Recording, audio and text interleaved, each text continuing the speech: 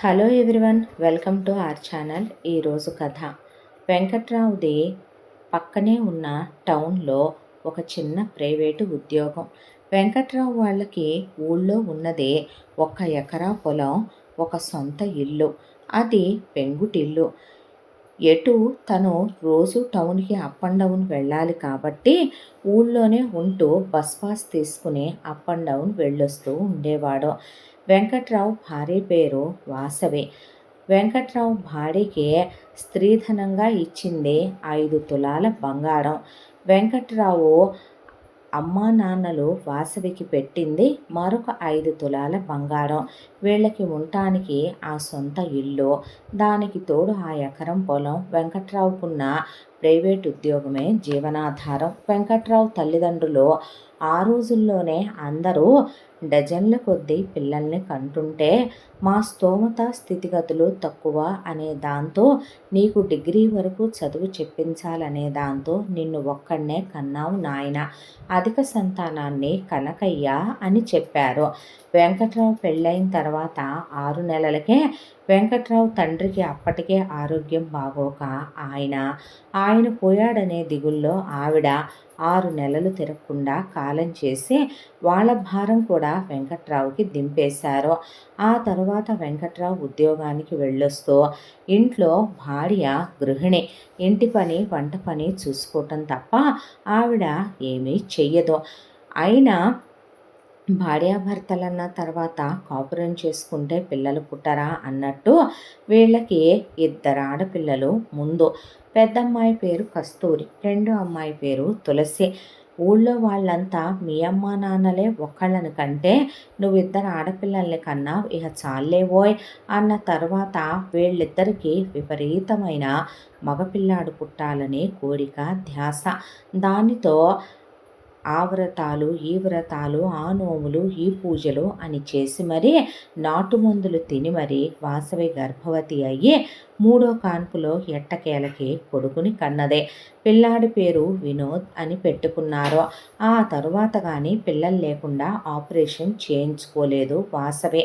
ఇలా రోజులు గడిచిపోతూ ఉండగా కాలచక్ర ప్రవాహంలో పిల్లలు పెరుగుతూ ఉంటే ఆ ఎకరా మీద వచ్చే కౌలు డబ్బులు సరిపోవటం లేదు. ఉండేది సొంతిల్లే కాబట్టి అద్దె కట్టకపోయినా వెంకట్రావు జీతం ఎదుగు బొదుగు లేనిది, పెరిగేది కాదు. పైగా వెంకట్రావేమే పెద్ద బ్రహ్మాండమైన చదువరి తెలివైన వాడు కాదు. దాంతో బయటికెక్కడికైనా వెళ్ళి ఉద్యోగం మారినా వెంకట్రావుకు అంత తొందరగా ఉద్యోగం రాదు, ఎవరు ఉద్యోగాలు ఇవ్వరు. దాంతో అక్కడే స్థిరంగా ఉద్యోగం చేస్తూ ఉండేవాడు.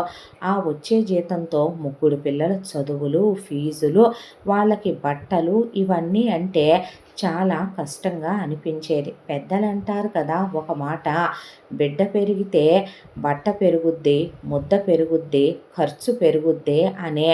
అలా అయిపోయింది వీళ్ళ చందం. పిల్లలు పెరిగే కొద్దీ పిల్లల్ని గవర్నమెంట్ స్కూళ్ళకి పంపలేరు. అలా అని ప్రైవేట్ స్కూళ్ళకి పంపిస్తే తక్కువైనా సరే పిల్లలకి ఫీజులు కట్టాల్సిందే, పిల్లలకి కడుపు నిండా తిండి పెట్టాల్సిందే, సిగ్గుదాచుకోవటానికైనా బట్టలు కొనాల్సిందే. ఏది తప్పుద్ది? ఇలా ఎలాగోలాగా అప్పులు చేసుకోవటం, ఆ అప్పుల్ని నెలాఖరికి వచ్చేపాటికి మళ్ళీ లెక్కలు చూసుకొని 1వ తారీఖు వస్తే కట్టుకోవటం, మళ్ళీ నెలాఖరికి అప్పులు చేసుకోవటం. ఇలా రోజులు గడుస్తూ పెద్దమ్మాయి కస్తూరిదే మొదటగా. ఆ అమ్మాయికి మెరిట్లో ఇంజనీరింగ్ సీట్ వచ్చింది ఇంటర్ అవ్వగానే. దాంతో వెంకట్రావుకి రూపాయి ఫీజు బాధ్యతలు పెట్టకుండా కస్తూరి ఇంజనీరింగ్ కంప్లీట్ చేసిందే. ఇంజనీరింగ్ కంప్లీట్ అయిపోయిన కస్తూరి వాళ్ళ నాన్న దగ్గర కూర్చుని, నాన్న, చెల్లికి తమ్ముడికి ఇంకా చదువులు అవ్వలేదు కాబట్టి కొంతకాలం నేను వాళ్ళిద్దరి చదువులు పూర్తయ్యి వాళ్ళు వాళ్ళ కాళ్ళ మీద ఆధారపడేంత వరకు ఉద్యోగం చేసి నీకు సాయం చేస్తాను నాన్న అందే. లేదమ్మా, ఎందుకు అలాంటి నిర్ణయం తీసుకున్నావు? నేను నీకు పెళ్లి సంబంధాలు చూద్దాం అనుకుంటున్నాను. ఆడపిల్లల్ని కాలేజీలకు పంపించే చదివించాలంటేనే అమ్మా నాన్నలు భయపడే రోజులివే. అలాంటిది మా పెంపకం మీద మాకున్న నమ్మకంతో మేము నిన్ను కాలేజీ దాకా పంపించి చదివించటమే గొప్ప విషయం. అదే కాక కనీసం ఇంజనీరింగ్ అన్నా లేనిదే మంచి సంబంధాలు రావు అనే దాంతో ఆ రోజున నేను ఏమీ మాట్లాడలేకపోయాను. ఈ రోజుల్లో అమ్మాయిలు ఇంజనీరింగే అయ్యుండాలని ఎక్కువ మంది కోరుకుంటున్నారని విని ఉండటం వల్ల నేనేమీ మాట్లాడలేదు. ఇప్పుడు నువ్వు ఉద్యోగాలకు వెళ్ళి అక్కడ ఏ కులం కాని వాడితోనో మతం కాని వాడితోనో ముందు పరిచయమని, తర్వాత స్నేహమని, తర్వాత ప్రేమాయణాలని నువ్వు ఏదో ఒకటి తీసుకొచ్చి నా నెత్తి మీద పెట్టి నా పరువు తీసి మళ్ళీ నీకు వెనకాల ఉన్న చెల్లెలు తమ్ముడు జీవితాలు సందిగ్ధంలో పడిపోయి ఈ బాధలన్నీ నాకొద్దమ్మా. ఉద్యోగాలు చేసి ఊళ్ళేలాల్సిన అవసరం ఏమీ లేదు. నువ్వు తెచ్చే జీతంతోనే బ్రతికేడ్చాల్సినంత అవసరం అస్సలు లేదు. అప్పో సొప్పో చేసి నెట్టుకొచ్చుకుంటున్నాం కదా. ఢిల్లీకి రాణి అయినా ఒక మొగుడికి పెళ్ళామై ఒక బిడ్డకి తల్లి అయితేనే అందంగా ఉంటుందని నా ఉద్దేశం అన్నాక తల్లి వాసవే. ఆడదానికి ఎన్ని నగలు ఉన్నా మెళ్ళో పసుపు కొమ్ము పసుపు దారానికి కట్టుకొని వేసుకున్నా అదిచ్చే కళ ఏది ఇవ్వదని చెప్పేవాళ్ళు పెద్దలు. పెళ్లి వయసు వస్తే ఇంకా పెళ్లి చేసుకోనంటావేంటి? నాకు 18 వచ్చాయో లేదో మీ నాన్నకిచ్చి పెళ్లి చేసేశారు. ఇంకా నిన్నింత ఉంచటమే మేము చాలా ఆలస్యం చేసినట్టు. నువ్వు పెళ్లి చేసుకుంటే మీ నాన్నగారికి కాస్తైనా భారం బరువు దిగుద్దే. అంటే పోనీ ఒక పని చేద్దాంలే నాన్న, ఎటు నేను పీజీకి రాసుకున్నా నాకు ఫ్రీ సీటే వచ్చుద్దే. పోనీ నేను పీజీ చేస్తాను నాన్న, నేను బాగా చదువుకుంటాను కదా, అప్పుడైతే నాకు మంచి ఉద్యోగం వస్తుంది. మళ్ళీ నాతో పాటు ఉద్యోగం చేసుకునే అబ్బాయిని నేను చేసుకుంటాను నాన్న. ఒక 2 ఏళ్ళు ఆగుదాంగా. మరి నేను చిన్నదాన్నేగా, అప్పుడే ఎందుకని కస్తూరి అన్న? చిన్నదానివా? నీ వయసుకు నాకు మీ ముగ్గురు పుట్టేశారు. చిన్న ఏమిటే చిన్న? ఒకప్పుడు 6 ఏళ్లకి 5 ఏళ్లకే పెళ్ళిళ్ళు చేసిన రోజులు, ఆ తర్వాత 10, 11, ఆ తర్వాత 12, 13 మా దగ్గరకు వచ్చేపాటికి మేము ఆలస్యాలని ఏడ్చాము. ఇంకా ఇప్పుడు కూడా చేసుకోనంటే ఎలాగా? ముదిరిపోతే రేపొద్దున మంచి పిల్లలు పుట్టరు. ఏ కుక్కమూతి పిందెలో పుడతాయే. అయినా ముదిరిపోయిన ఆడదానికి అప్పుడే వయసుకొచ్చిన ఆడపిల్లకి తేడా ఉండదు అని నోరు మూయించేశారు కస్తూరిది.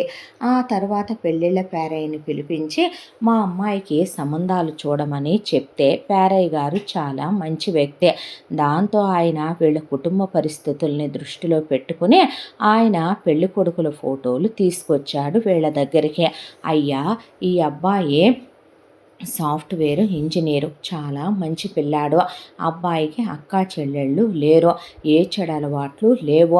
వాళ్ళ అమ్మగారు పోయారు, నాన్నగారు ఊళ్ళో ఉన్న వాళ్ళ మేనత్తగారి దగ్గర ఉంటారు. కాస్త స్థిరచరాస్తులు కూడా బాగానే ఉన్నాయి, కానీ కట్నం అక్కర్లేదు, మంచి పెళ్ళైతే చాలు అనుకుంటున్నాడు అబ్బాయే.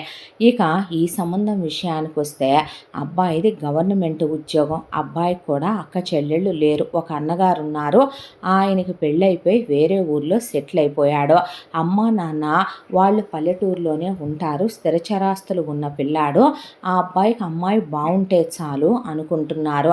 మన అమ్మాయి చక్కగా ఉంటుంది కదండి, కాబట్టి వాళ్ళు మన అమ్మాయిని చేసుకుంటానికి సిద్ధంగా ఉన్నారు. ఇక ఈ అబ్బాయి విషయానికి వస్తే అబ్బాయి వాళ్ళ నాన్నగారు డాక్టరు. అబ్బాయి వాళ్ళ నాన్నగారిలాగే డాక్టర్ అవ్వాలని అయ్యాడు. స్థిరచరాస్తులు బాగా ఉన్నాయి, కాకపోతే మంచి హృదయం. దాంతో పేదలకి సేవ చేస్తూ వాళ్ళ నాన్నగారి హాస్పిటల్నే రన్ చేసుకుంటూ వస్తున్నాడు డాక్టర్గా.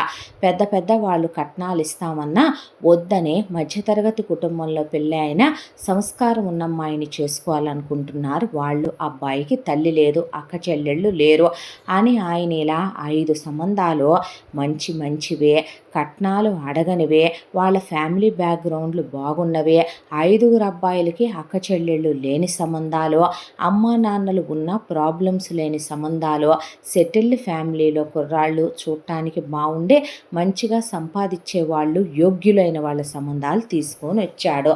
అయితే వెంకట్రావు వాసవే పెళ్ళిళ్ళ పేరైతో అసలు మేము ఇండియాలో సంబంధాలే మా అమ్మాయిల్ని ఇద్దాం అనుకోవట్లేదండి.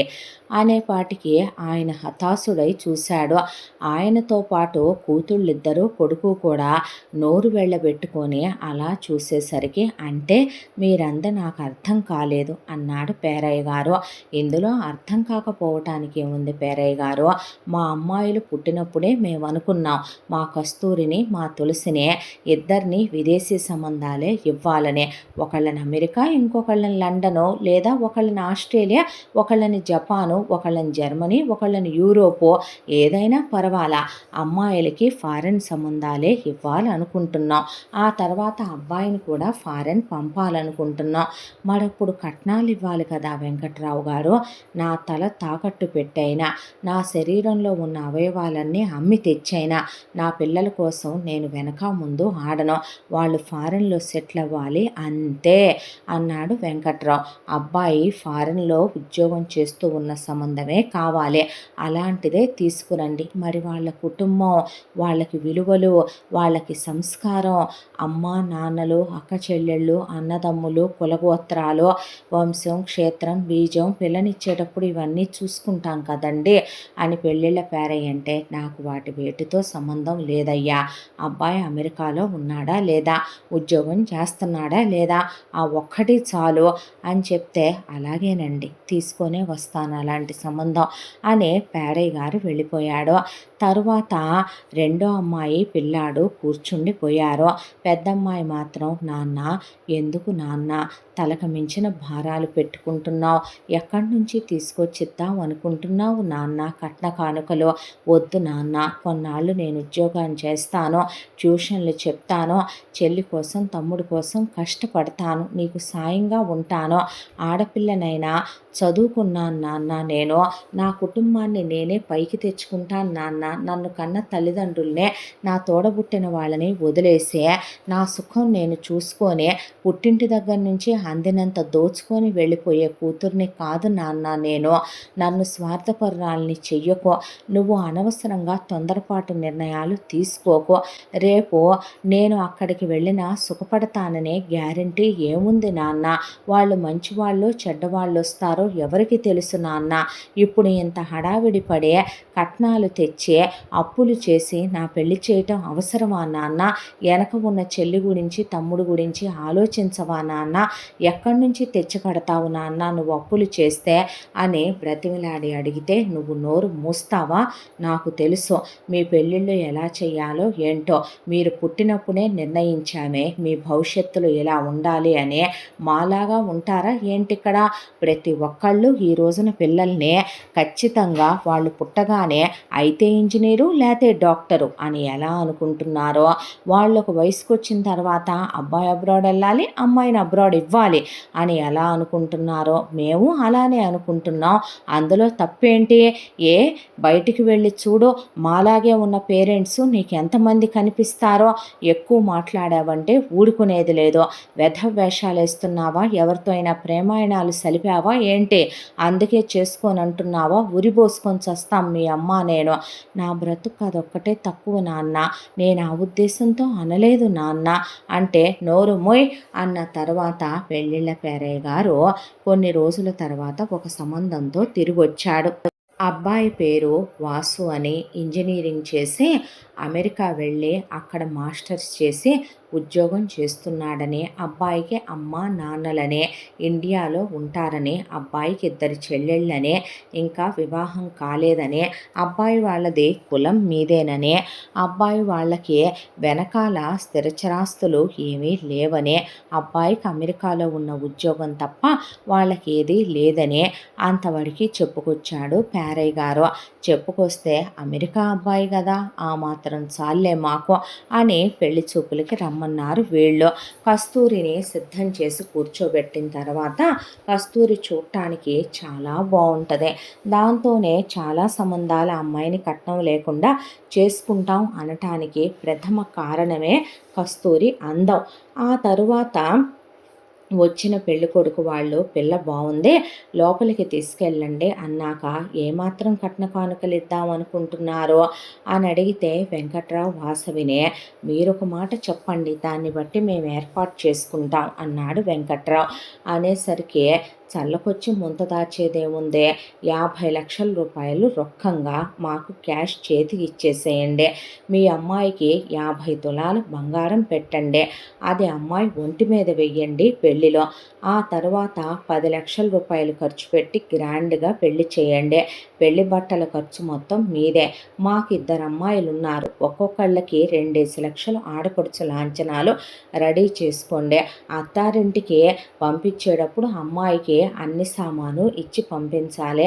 అమ్మాయి ఉండేది అమెరికాలో కదండి, ఇక్కడ కాదు కదా. అదే మీరు మాకు క్యాష్ రూపేణా ఇస్తే మేము డబ్బులు ఇచ్చి పంపిస్తే అక్కడికి వెళ్ళాక సామాను కొనుక్కుంటారు అని చెప్తే, అక్కడ సొంతిల్లేగా అబ్బాయిది అని అడిగారు వెంకట్రావు, వాసవి.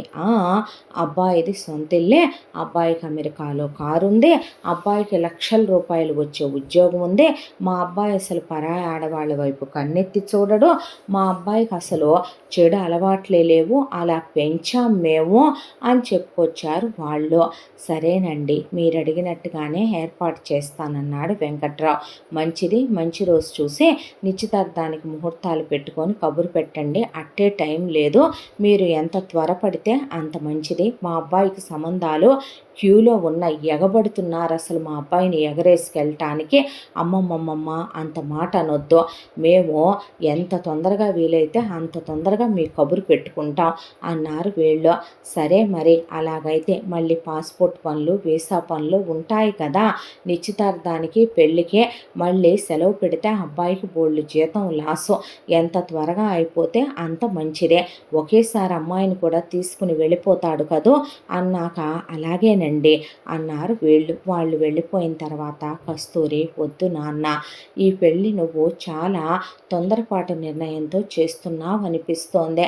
నాన్న ఎందుకంత హడావిడి పడాలి? ఒకవేళ అతన్ని వెళ్ళమను, కొన్నాళ్ళు అతనితో నేను ట్రావెల్ చేస్తాను నాన్న. ఫోన్లో మాట్లాడి వాళ్ళ ఇంటికి నువ్వెళ్ళి నేనెళ్ళి మంచి చెడు కనుక్కొని 1 సంవత్సరం ఆగి అతను మళ్ళీ వస్తే అప్పుడు అంతా ఓకే అనుకుంటే చేసుకుంటానంటే, ఏం వేషాలేవి? అసలు ఎక్కడ నేర్చుకున్నావే ఇలాంటి మాటలు? చదవేస్తే ఉన్నమతి పోతుందని. సరే నాన్న, ఇప్పుడు వాళ్ళు అడిగిన దానికి మొత్తానికి ఎక్కడి నుంచి తెస్తావు నాన్న కట్నానికి డబ్బులు అని అడిగితే, నాకున్న ఎకరా పొలం అమ్మేస్తానమ్మా, 30 లక్షలు వస్తాయి. ఇల్లు అమ్మేస్తాను, 30 లక్షల రూపాయలు వస్తాయి. సరే నాన్న, వాళ్ళు చెప్పిన ప్రకారం 50 క్యాష్ వాళ్ళ చేతికిస్తావా? నా పేరు మీద వేయి నాన్న అకౌంట్లో. కనీసం ఏమీ అక్కర్లేదు. వాళ్ళని అవమానించాం అనుకోరా ఏంటి? 50 వాళ్ళు అడిగిన కట్నానికి 10 పెళ్లి ఖర్చులకి సరిపోతాయి. మరి 50 తులాల బంగారం, ఆడపడుచు లాంఛనాలు, వాళ్ళు అడిగిన మిగతా వాటన్నిటికీ అప్పు చేస్తానే అన్న తర్వాత ఎవరిస్తారు నాన్న? నేను అడిగే ఉంచాలే 2 రూపాయల వడ్డీకి అప్పు కావాలని. వాళ్ళు ఇవ్వటానికి రెడీగానే ఉన్నారు.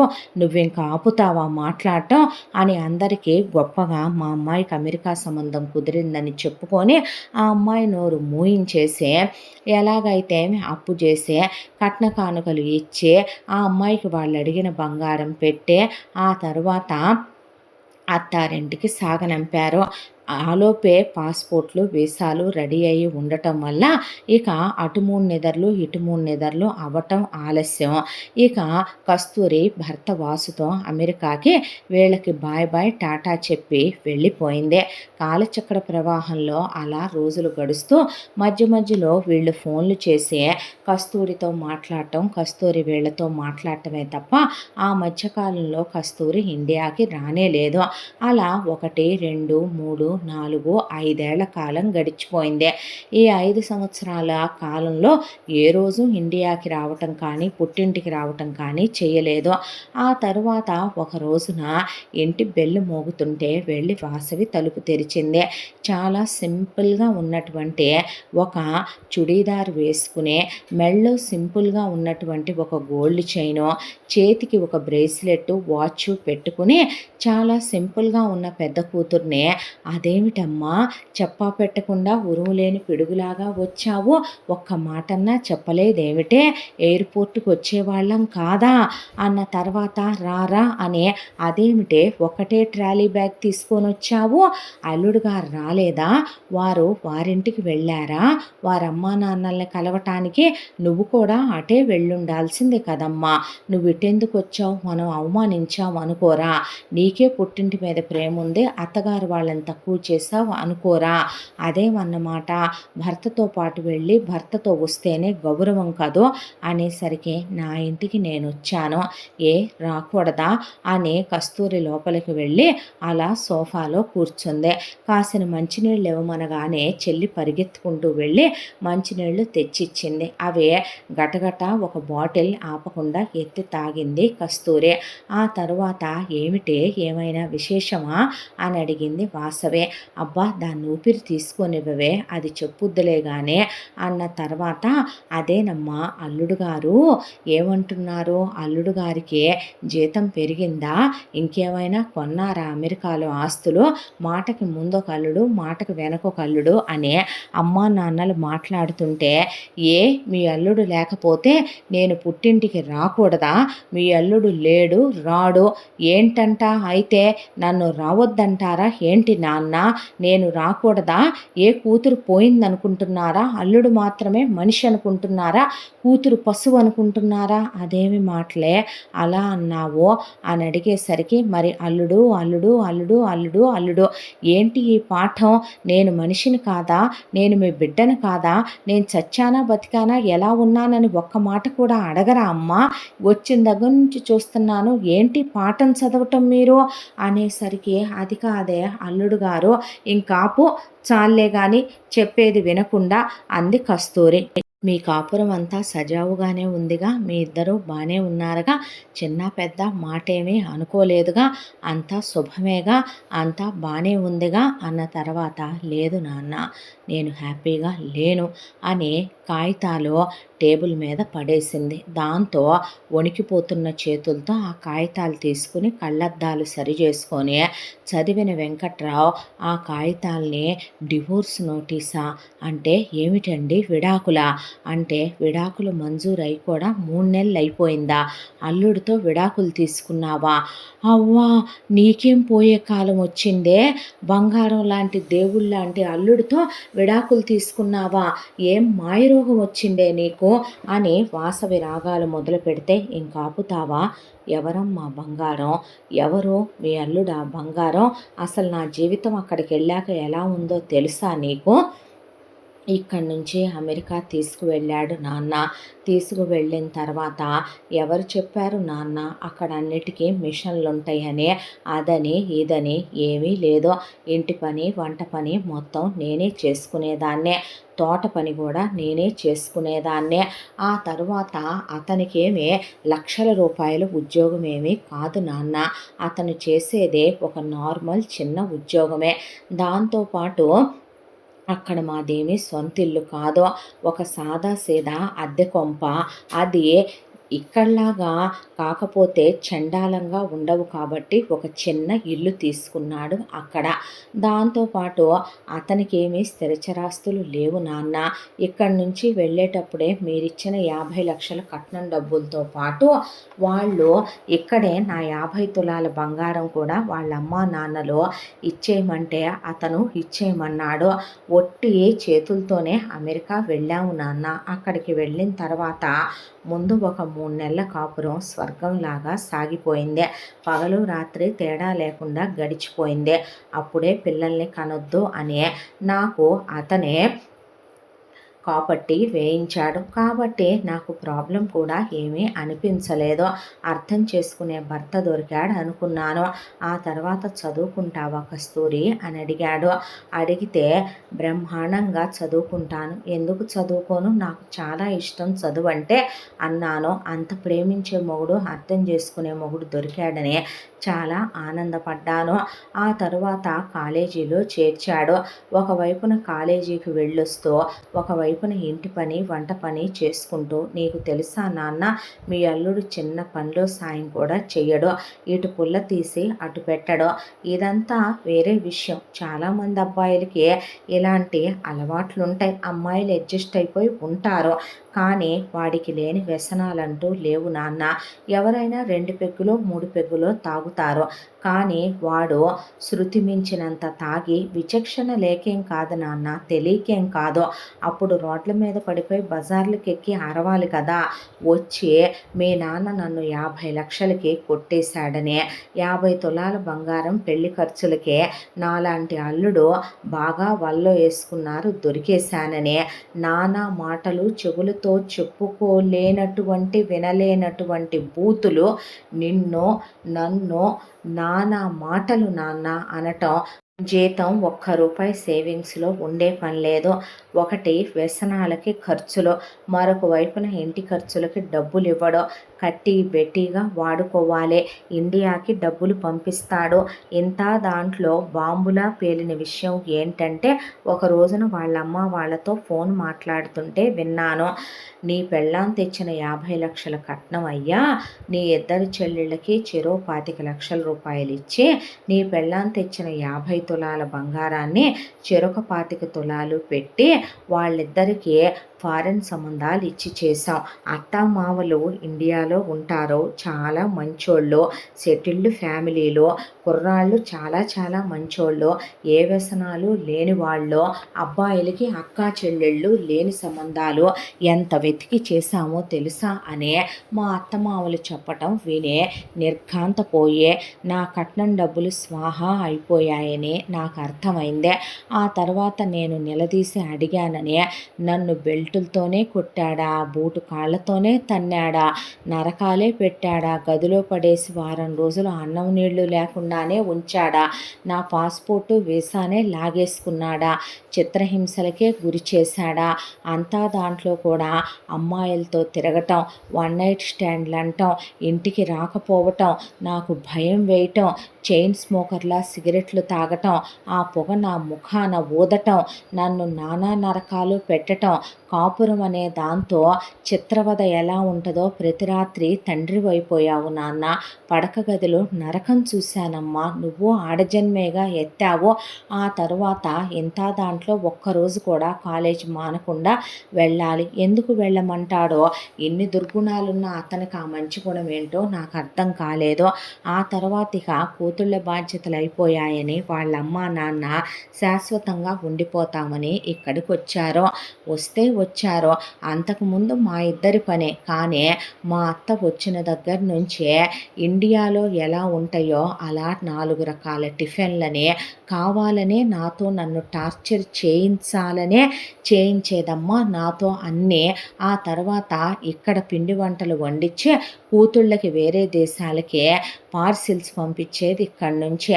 నా చేత వర్కులు చేయించి, ఎంబ్రాయిడరీలు చేయించి, నువ్వు నాకు టైలరింగ్ వచ్చని చెప్పావుగా, బట్టలు కుట్టించి ఇండియాలో ఉన్న చుట్టాల ద్వారా తెప్పించి ఇక్కడ నాతో కుట్టించి కూతుళ్ళకి అబ్రాడ్ కంట్రీస్లోకి పంపించేది, వర్కులు చేయించి 5 నిమిషాలు కూర్చొనిచ్చి నుంచొనిచ్చేది కాదు.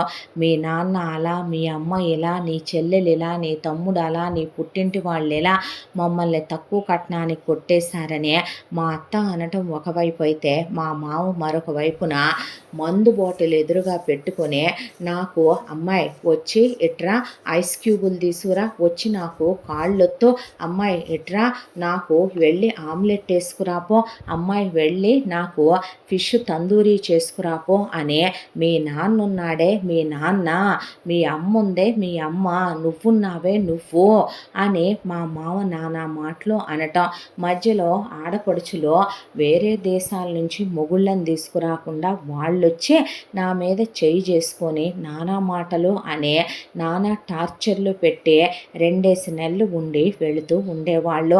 ఇంత దాంట్లో ఈ హింసంతా భరించే, ఈ నరకమంతా, ఈ చిత్రవదంతా అనుభవిస్తూ ఇంటి చాకిరి, వంట పని, భర్తతో కాపురం, కాలేజీలో చదువు, ఇన్ని నెట్టుకొచ్చుకుంటూ చదువు అయిపోయే, నీకు తెలుసా నాన్న, నేను ఇండియాలో చాలా బాగా చదువుకునేదాన్ని కదా, దాంతో అబ్రాడ్లో కూడా బాగా చదువుకొని మీ మాజీ అల్లుడి కన్నా కూడా నాకు ఎక్కువ జీతానికి ఉద్యోగం వచ్చింది నాన్న. నాన్న. ఆ ఉద్యోగంలో నేను అలా జాయిన్ అయ్యానో లేదో ఇతను ఉద్యోగం మానేశాడో, ఇతను ఉద్యోగం ఎందుకు మానేశాడో నాకు అర్థం కాల. హౌస్ హస్బెండ్గా ఉండటం మొదలుపెట్టాడో, జీతం నాదే, కష్టం నాదే, కార్డు అమ్మా కొడుకుల దగ్గర పెట్టుకుని మా అత్త కూతుళ్ళకి దోచిపెట్టడం, నా భర్త వ్యసనాలకి ఖర్చు పెట్టడం, దానికి తోడు బెట్టింగులు ఆడటం, వాళ్ళు నా క్రెడిట్ కార్డుల మీద ఓవర్ డ్యూలు అప్పులు తీసేసుకోవటం, ఎక్కడలాగా అక్కడ వార్నింగులు ఇచ్చి ఊరుకోరు నాన్న, జైల్లో వేయించుతారో, వాళ్ళొచ్చి నన్ను బెదిరించటం. ఒకవైపున నేను ఇక్కడ బెట్టింగ్ ఓడిపోయాను, డబ్బులు కట్టకపోతే వీళ్ళు ఊరుకోని అంటున్నారు, వస్తావా రావా అని నాకు ఫోన్లు చేస్తే అక్కడ ఆఫీసులో కొంతమంది అమ్మాయిలు ఇండియన్స్ ఫ్రెండ్స్ అయ్యారు, ఫారినర్స్ ఫ్రెండ్స్ అయ్యారు. నాన్న అక్కడ ఆడవాళ్ళు చాలా విచ్చలవిడి రకంగా ఉంటారని కదో అమ్మ మీరు అందే. లేదు నాన్న, వాళ్ళు చాలా మంచివాళ్ళు నాన్న, కష్టాన్ని అర్థం చేసుకుంటారు, ఇండివిడ్యువల్గా బ్రతుకుతారు నాన్న, కష్టానికి విలువిస్తారు. కానీ నా జీవితం ఏంటో నాకు అర్థం కాకుండా తయారైపోయింది. ఒకవైపున ఇంటి చాకిరి, అత్తతో నానా మాటలు, ఆడపడుచులు వచ్చి పెట్టే ఆరళ్ళు, మామహీనంగా మాట్లాడే మాటలు, ఒకవైపున నా డబ్బులతో నా జీతం మీద నా భర్త చేసే జల్సాలు, విలాసాలకి వ్యసనాలకి ఖర్చు పెట్టటాలు, ఇదంతా ఒక నరకం అనుకుంటే మళ్ళీ ప్రతి రాత్రి అతనితో చేయించుకొని చేసే కాపురం. పోనీ అప్పుడన్నా అలసిపోయి పడుకుందామా అంటే మా అత్తకి రాత్రుళ్ళు నిద్ర పట్టదమ్మా, లేస్తుంది, చలిగా ఎందుకుందంటావు అని ఒకరోజు కాళ్ళొత్తు, ఒకరోజు తలొత్తు, ఒకరోజున గ్యాస్ వల్ల నిద్ర పట్టట్లేదో అప్పటికప్పుడు నాకు అయ్యొండి పెట్టు, ఇయ్యొండి పెట్టు, నాకు ఒళ్ళు పట్టు అని ఆవిడ లేచి ఆ టైంలో టీవీ చూస్తూ కూర్చుంటుంది. ఆవిడ పక్కనే నేను కూర్చోవాలి, నేను నిద్రపోకూడదు, నేను నిద్రపోతే నన్ను చేతులు ఏదుంటే అది తీసుకొని కొట్టడం, నిద్రపోయేదాన్ని వాతలు పెట్టడం, నరకం అంటూ ఏంటో చూపించటం మొదలుపెట్టేసరికి భరించలేక ఎదురు తిరిగానని వాసుకి చాడీలు చెప్పి కొట్టిస్తే ఒళ్ళంతా బెల్ట్ దెబ్బలే. దాంతో ఆఫీస్కి వెళ్తే నన్నెంత అసహ్యంగా చూశారో తెలుసా నాన్న. ఇక ఈ నరకాలు అనుభవించడం నా వల్ల కాదనిపించిందే, ఈ చిత్రవద అనుభవించలేననిపించిందే. దాంతోనే ఇక నా వల్ల కాలేదు. ఒక రోజున నా పాస్పోర్టు వీసా నేను ఎలాగోలా కష్టాలు పడి దక్కించుకున్నాను. ఆ తర్వాత ఇంట్లో నుంచి వెళ్ళిపోయి నాకు అక్కడ పరిచయమైన ఫ్రెండ్స్తో కలిసి ఒక రూమ్లో ఉండటం మొదలుపెట్టి విడాకులకి అప్లై చేశాను. విడాకులు ఇవ్వనన్నాడు. మొత్తం వీడియోలు, ప్రూఫ్లు అన్నీ సబ్మిట్ చేశాను. విడాకుల కేసు కొన్నాళ్ళు కోర్టులో నడిచిందే. వాళ్ళ దగ్గర మీరిచ్చిన కట్నం డబ్బులు, బంగారం నేను వదిలేయాల్సి వచ్చింది నాన్న. ₹1 వెనక్కి రాలేదు. దానికి తోడు నా కన్యత్వం, నేను అనుభవించిన టార్చరు, ఇన్నాళ్ళ నా సంపాదన, ఇవన్నీ వాళ్ళ పరం చెయ్యాల్సి వచ్చింది. దాంతో నేను కోర్టులో గట్టిగానే ఫైల్ చేశాను కేసు. వాళ్ళందరికీ జైలు శిక్షలు పడ్డాయి. ప్రస్తుతానికి జైల్లో శిక్ష అనుభవిస్తున్నారు. వాళ్ళు బయటకు వస్తారనే నమ్మకం కూడా నాకు లేదు. విడిపోయి కూడా సంవత్సరం దాటిపోయిందే. ఆ తర్వాత వెంటనే ఇక్కడికి రావాలనిపించలేదు. ఇక్కడ పరిస్థితులు ఏంటో నేను తెలుసుకుంటూనే ఉన్నాను. ఏ నాన్న ₹2 వడ్డీకి తెచ్చి వద్దు అంటే బలవంతంగా పెళ్ళైతే జరిపించావు, కానీ అప్పుల వాళ్ళు ఇంటి మీదకి వచ్చి నీ షర్టు పట్టుకొని నిన్ను కొట్టారనే విషయం చెప్పలేదే నాన్న. గారు అనే దగ్గర నుంచే ఒరే అరే అన్నదాకా, ఇంటి ఆడవాళ్ళని అసభ్యంగా మాట్లాడేదాకా, తమ్ముడి మీద చేయి చేసుకునేదాకా వచ్చిందని చెప్పలేదే నాన్న నాకు. అవునులే, నేను ఎంతైనా కూతుర్ని కదో, నీకు నాతో ఏదైనా పంచుకోవాలంటే నామూషి కదో, అది కాదమ్మా, పోనీ పిల్లల్ని కంటే అల్లుడు మారేవాడేమో కదే అంది వాసవి. అమ్మా, నీకు బుద్ధి జ్ఞానాలు ఉన్నాయా? కడుపుకి అన్నం తింటున్నావా, గడ్డి తింటున్నావా? ఎందుకమ్మా ప్రతి పేరెంట్స్ నీలాగే ఆలోచిస్తారో? ఆడపిల్లని ముందు చదువు ఉండాలంటారు, సంస్కారం ఉండాలంటారు, భయభక్తుల్లో ఉండాలంటారు, చెప్పు చేతల్లో ఉండాలంటారు. చిన్నప్పటి నుంచి ఆడపిల్ల ఏ బట్టలు వేసుకోవాలి, ఏ చదువు చదువుకోవాలి, ఏ తిండి తినాలి, ఎవరితో స్నేహం చెయ్యాలి, అది ఫేస్బుక్ వాడుతుందా, ఇన్స్టాగ్రామ్ వాడుతుందా, ఎలాంటి ఫ్రెండ్స్తో స్నేహం చేస్తుందా చేస్తుంది, ఎలాంటి చుట్టాలతో మాట్లాడుతుంది, బయటికి వెళ్ళినప్పుడు ఎలా ఉంటుంది, ఇవన్నీ చూసుకుంటారు. ఒక వయసు వచ్చేపాటికే చదువుకుంటావమ్మా, ఉద్యోగం చేస్తావు నాన్న అంటే కాదంటారు. పెళ్ళి పెళ్ళి అని పెళ్ళిళ్ళు చేసి పంపిస్తారు. పెళ్ళైన తర్వాత భర్తను అర్థం చేసుకోమంటారు, అత్తమామల దగ్గర ఒదిగి ఉండమంటారు. పైగా ఇప్పుడు నువ్వేం చెప్తున్నావో తెలుసా మహానుభావురాలివే, మొగుడి వల్ల నరకాలు అనుభవించి వచ్చానమ్మా నేను అంటే, పిల్లల్ని కనకపోయావా అతను మారేవాడుగా అంటున్నావు.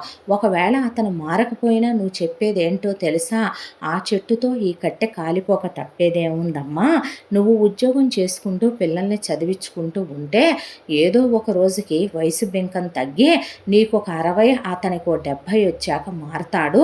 కలకాలం ఉంటారా అత్తామావలు, నీకు ఒక 60 వచ్చినప్పుడైనా వాళ్ళకు ఒక 80 వచ్చి నిన్ను పీకు తిని తిని పోరా, ఆలోపు నీ పిల్లలు నీ అంత అవుతారు. వీళ్ళందరూ పెట్టే టార్చర్లు చూసి నీ పిల్లలు కూడా నిన్ను లెక్క చేయకుండా పోతారు. మన పిల్లలే కాబట్టి కడుపులో పెట్టుకోవాలని చెప్తావా అమ్మా? ఒక విషయం చెప్పమంటావా, పిల్లలు మాట వినకపోతే వినలేదని కొందరు పేరెంట్స్ బాధ, వింటే మాలాంటి వాళ్ళని అర్థం చేసుకోరు మీలాంటి పేరెంట్స్. ఇంకా ఆపేయమ్మా, అసహ్యంగా ఉంది వినాలంటే నాకు. అయిపోయిందిగా, తెగదెంపులు చేసుకొని వచ్చానుగా, ఇప్పుడు ఏం చేద్దాం అనుకుంటున్నావే అన్నాడు వెంకట్రావు. నా జీవితం గురించి ఇక మీదటైనా ఏ నిర్ణయమైనా నేనే తీసుకుందాం అనుకుంటున్నాను నాన్న. ఇక దయచేసి నువ్వు మాట్లాడటం ఆపేస్తే నా చెల్లెలు నా తమ్ముడి భవిష్యత్తును నేను బాగు చేసుకుంటాను. ఉండటానికి ఒక ఇల్లు లేదు, తినటానికి తిండి లేదు, నీక వయసు అయిపోయింది, కళ్ళు కనపడట్లేదు, చేతులు కాళ్ళు వణుకుతున్నాయి, ఒంట్లో ఓపిక లేదు, రేపో మాపో అది ప్రైవేట్ ఉద్యోగం తీసేస్తారు, జీవితం ఏంటనే ఇది లేదు. నేను ఇన్నాళ్లుగా మీకోసమే ఉద్యోగం చేసుకొని 4 రూపాయలు తీసుకొనే ఇండియాకి వచ్చాను. పోయినయ్యే నువ్వు అతనికి ఇచ్చినయ్యే నీ ఎక్సల్లుడికి ఎటు తిరిగి రావు కదా, కనీసం నేనైనా ఈ కుటుంబానికి ఒక ఆధారు అవుతామని వచ్చా, పిలిపించు నాన్న అప్పుల వాళ్ళనే అంటే పిలిపించాడు వెంకట్రావు. క్షమించండి, మీకు అప్పు తీర్చడానికి ఆలస్యమైంది, వడ్డీ ఇవ్వలేనండి అంటే, చచ్చినోడి పెళ్ళికి వచ్చిందే కట్నం తల్లి, ఆశలిటి పడే అన్నారు వాళ్ళు. కస్తూరి ఇవ్వగానే వాళ్ళు నీకు దండమమ్మ, రుణపడి ఉంటామని వెళ్ళిపోయారు. ఆ తర్వాత చెల్లిని తమ్ముణ్ణి చదువుకోండి అనే, నువ్వెక్కడికమ్మా అంటే, ఫారెన్లో నాకు కొంతమంది అమ్మాయిలు ఫ్రెండ్స్ అయ్యారని చెప్పానా, అందులో ఒక అమ్మాయి ఇండియాకు వస్తోంది, నాకు స్టార్టప్ ప్లాన్ ఉంది, నేను అన్నీ రెడీ చేసుకొని వచ్చాను, నేను ఆ అమ్మాయి కలిసి ఓ చిన్న కంపెనీ స్టార్ట్ చేద్దాం అనుకుంటున్నాను, ఇక్కడ కాదు వేరే సిటీలో, మీకు ప్రతి నెల కొంత అమౌంట్ పంపిస్తాను, తమ్ముణ్ణి చెల్లిని చదివించండి అని వెళ్ళిపోయింది కస్తూరి.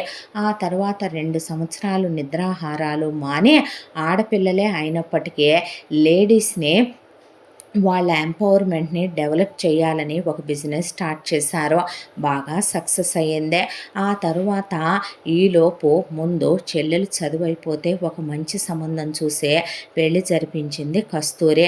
ఆ తర్వాత తమ్ముడి చదువు అయిపోతే, అక్క నేను గవర్నమెంట్ ఉద్యోగానికి రాసుకుంటానంటే రాసుకోరా అని డబ్బులు పెట్టి మంచి పోస్ట్ తెప్పించి తమ్ముడికి ఓ మంచి అమ్మాయిని చూసి ఇచ్చి పెళ్లి చేసి హ్యాపీగా ఉండండి అన్నాక, అమ్మ నాన్న ఇంకా మీరు ఇక్కడ ఉండొద్దు, పూలమ్మిన చోట కట్టెలమ్మటం పద్ధతి కాదు, వచ్చేయండి, ఆరోగ్యాలు కూడా బాలా నాతో ఉందరుగానని తీసుకువెళ్ళి దగ్గరే ఉంచుకుంటూ వాళ్ళకి మోకాళ్ళ ఆపరేషన్లు, నడుముల ఆపరేషన్లు, కళ్ళ ఆపరేషన్లు ఇలాంటివన్నీ చేయించి వాళ్ళని, అప్పుడు తల్లిదండ్రులు కాబట్టి ఎన్ని తప్పులు పాపాలు చేసినా ఆడపిల్లలు కడుపులో పెట్టుకోరు కాబట్టి వాళ్ళని ప్రేమతో చూసుకుంటూ ఉండగా, ఆ అమ్మాయి జీవితంలోకి ఒక అబ్బాయి వచ్చాడు.